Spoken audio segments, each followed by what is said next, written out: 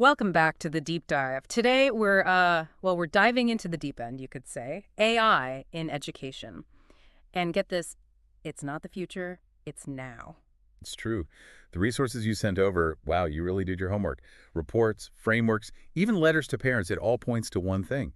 AI is already in the classroom. Yeah, I mean, Gwinnett County Schools Right. children, it's not sci-fi anymore, it's real schools, real students. That's why I'm so fascinated by this AI Guidance for Schools toolkit. We can't just wait and react, right? Exactly. Hmm. We need to be proactive. And this toolkit, it Mhm. really hits home that AI is already in so much educational tech. It's not always obvious. Whoa, yeah, you're right, it's not some robot teacher in the corner.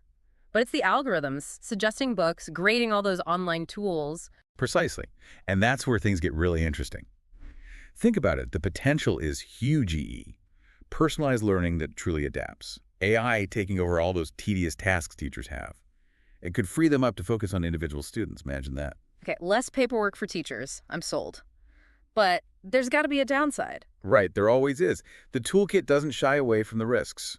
One that really stood out to me was the digital divide. We can't just assume every student has the same access, the same skills. Such a critical point. It's not just about integrating AI, it's about doing it equitably. It's more complex than handing a kid a tablet and saying, go learn. Absolutely. But here's another thing. The toolkit argues that trying to ban AI, it's counterproductive. Wait, really? Uh, Isn't that like ignoring the problem? because, think about it, students are already dealing with AI. Social media, entertainment, it's everywhere. Trying to shield them at school might actually do more harm than good. You're blowing my mind here. So instead of fearing it, we equip students and teachers to actually use AI well responsibly. Make them, dare I say it, AI literate. Bingo. And that's exactly where we're headed next.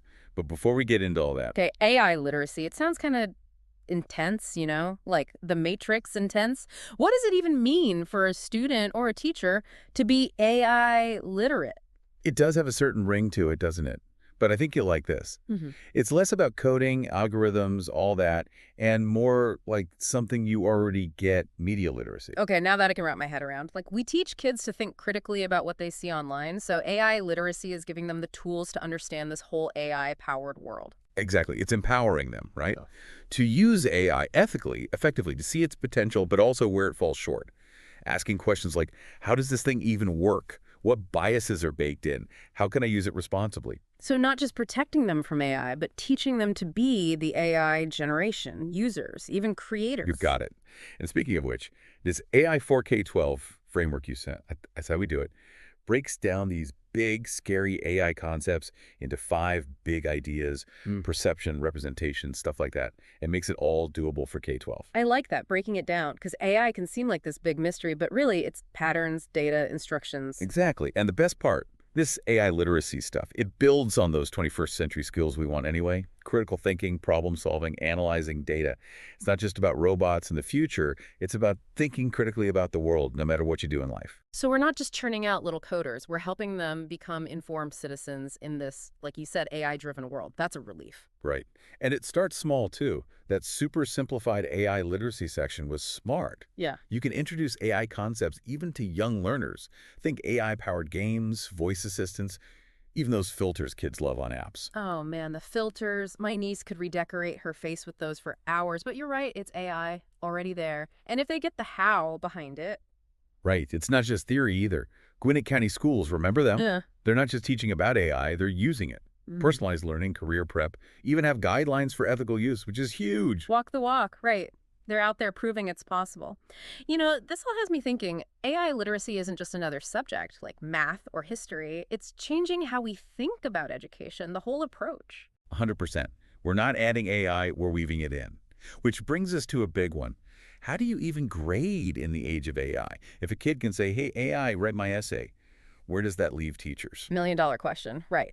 And I don't have the answer. Thankfully, these resources do. So if a student can just say, hey, AI, write me an essay, how do we grade that? Just stop assigning essays. Well, it's not quite that drastic. The resources we looked at, they suggest a pretty cool shift, actually. Less focus on the final product, the essay, the test answer, whatever, and more on what AI can't do. The process, the human element. So less, did you get it right? And more, how did you even approach this? What were your thought processes, the unique insights you brought?